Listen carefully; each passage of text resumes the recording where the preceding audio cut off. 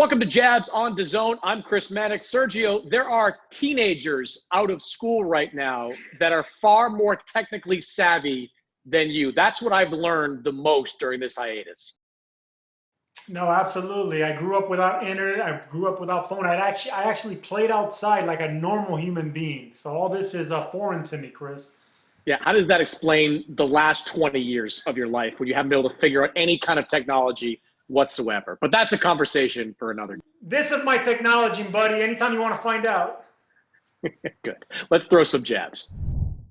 All right, Sergio, topic number one. Ryan Garcia is widely considered one of, if not the best young prospect in all of boxing. He's undefeated in his last two fights against durable opponents. He's shown crushing knockout power. Recently, Teddy Atlas said that he believes Ryan Garcia can be the next Canelo. So let me ask you, fact or fiction, Ryan Garcia is the next Canelo? That's a fact, Chris. He's the next Oscar De La Hoya. He's the next Floyd Mayweather. He's the next Canelo, all wrapped in one. Because he's learning a little bit from all of them. I mean, he's stablemates and under the tutelage of Canelo and Canelo's trainer. So that's one thing. And he's getting a little bit of the swag of Floyd Mayweather using Instagram and social media.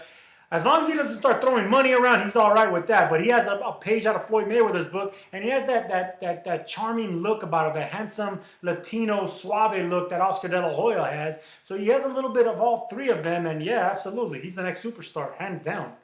Yeah, to be the next Canelo or the next Oscar or the next Floyd Mayweather, you have to blend two things together, right? You have to blend incredible talent in the ring with some form of charisma outside of it. Now, that charisma can be a few different things. Canelo is more reserved, but he has the unwavering loyalty of the Mexican fan base. De La Hoya was more of a mainstream guy, the guy that broke through with his popularity in a positive way.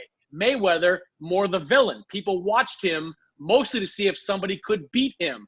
I think Ryan Garcia can fit into one of those boxes. The reason I'm not ready to say fact yet, though, is because I still need to see more out of Ryan Garcia in the ring. When I look at the young stars that, in terms of overall talent, I don't put Ryan Garcia at the top just yet. I think Devin Haney right now has shown more in-ring talent than Ryan Garcia.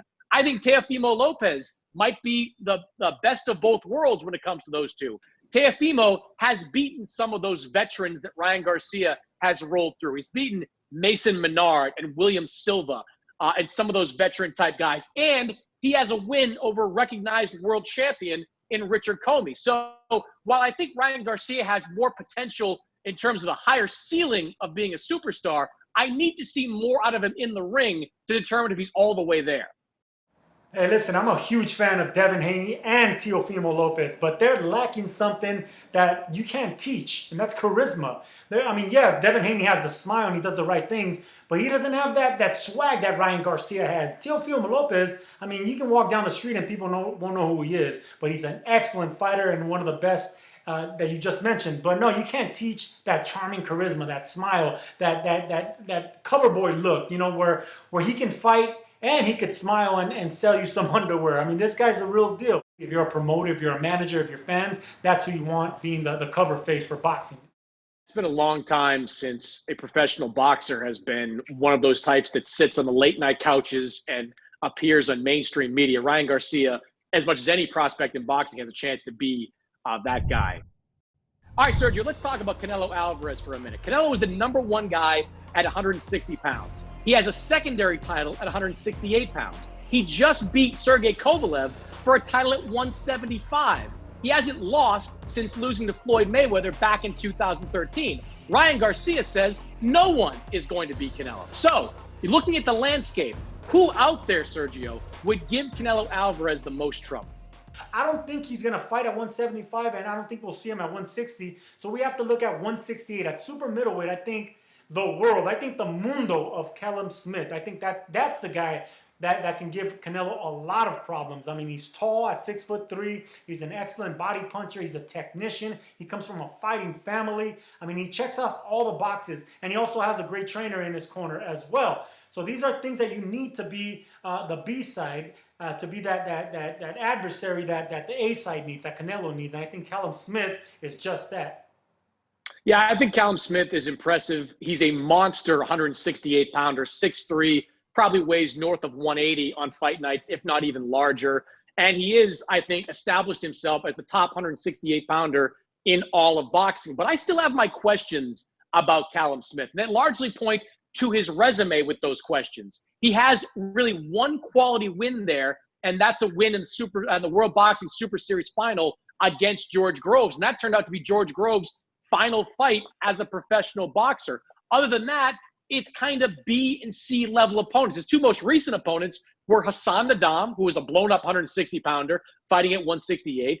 And, of course, most recently, John Ryder, who Smith had a lot of problems with. That's not to say Smith would rise to the occasion if he fought a Canelo, but the evidence I have says that Smith not quite proven at that weight class. The guy that stands out to me that would give Canelo the most problems is Demetrius Andrade. Now, I know a lot of the things I said about Smith apply to Andrade. Andrade has even fewer quality wins than Callum Smith does. He doesn't have a World Boxing Super Series final on his resume. His best win, toss-up. Maybe it's Maciej Sulecki, who he beat just last year, and even Sulecki is nothing better than a world title challenger. But Andrade, to me, has such universal respect in the boxing community. When I talked to Sean Porter said the number one guy in boxing is Demetrius Andrade. When I talked to Terrence Crawford, he said something similar. When I talked to Brian McIntyre, the trainer for Terrence Crawford, he said something similar. So I got to go with the people in boxing that give Andrade enormous respect.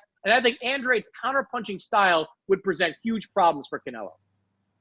Hey, I'm one of those people in boxing. I respect Demetrius Andrade. I know that he's the goods, but it's hard for him to sell those goods to the public, to the basic fans, the casuals, the people that are actually going to buy tickets to watch you and subscribe to watch you.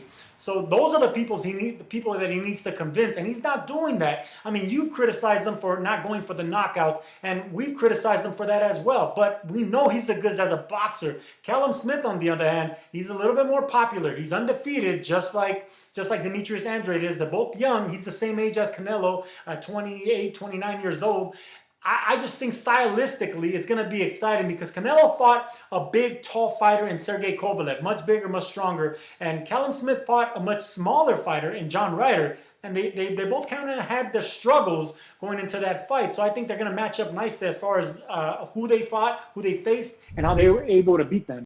All right, Sergio, the World Boxing Super Series recently held a simulated tournament headlined by some boxing legends. In the finale of the tournament, Mike Tyson stunned Muhammad Ali to be declared the top heavyweight in that tournament. So let me ask you this.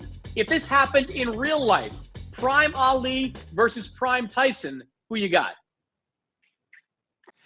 Ali all day, every day. I don't even want to talk about this. This is just like a Rocky movie. I mean, Apollo Creed beats Rocky any day of the week as well. This is skill. This is not a movie. Muhammad Ali has proved that he knows how to handle power punches. He's faced 2 or 3 of the biggest power punchers in history. And Ernie Shavers, when he beat Sonny Liston, I mean, he wasn't as crushing power as Ernie Shavers, but he definitely was a big puncher. George Foreman's another one. So he knew how to handle that. Ali had a granite chin. He knew how to fight into the late rounds. He fought 15 rounders. Mike Tyson, if he couldn't take you out in the first half of the fight, we've seen how he struggled. And mentally, he didn't have it. Teddy Ellis always touched on the fact that if he knew how to beat Mike Tyson mentally, he would just dissolve. He would destroy himself, and he proved that by biting off Holyfield's ear, but not being it by doing low blows, by punching whenever he's behind on points, doing dirty tactics, resorting to that, because that's a, and I hate to use this word, but that's a cowardly mentality. But Customato used to say stuff like that as well. You know, the difference between a hero and a villain is bravery, courage, something like that. But you have to adapt, and you have to realize you have to endure, and you have to go through pain to do that. And Tyson never proved that he can do that. You know, he was the goods, but Muhammad Ali was just great all around. Yeah, I don't want to take too much away from Tyson because he did have a great chin, and when he was in tough, he took some punishment and hung in there against a lot of good opponents. But the resumes, they're not even close. The idea that Tyson could beat Muhammad Ali is just stupid. This tournament sucks. This is not even accurate at all to suggest that Ali could lose to Tyson. Ali's resume was incredibly impressive. You mentioned Sonny Liston and Ernie Shavers. I'll throw Joe Frazier in there. I'll throw Ken Norton a few times in there. I'll throw George Foreman, Leon Spinks, Floyd Patterson. These were the types of names that Mike Tyson never faced. I mean, you look at Tyson's resume. Where is his biggest win? Is it Michael Spinks? Is it a end-of-the-road Larry Holmes? Like, there really wasn't more than one or two impressive wins there, whereas Ali had so many of them. And for the most part, he was securing a lot of these wins going 15 rounds, taking an incredible amount of That's what I was going to say. During those fights. So I got to believe, it's no disrespect to Mike Tyson, a Hall of Famer, the most fearsome fighter I have ever seen step into a boxing ring. But if you go one-on-one, the greatest of all time is Muhammad Ali, and the best in that fight is Ali. Sergio, great work. When you're finished here, unplug your dial-up modem so your wife can make phone calls on your landline.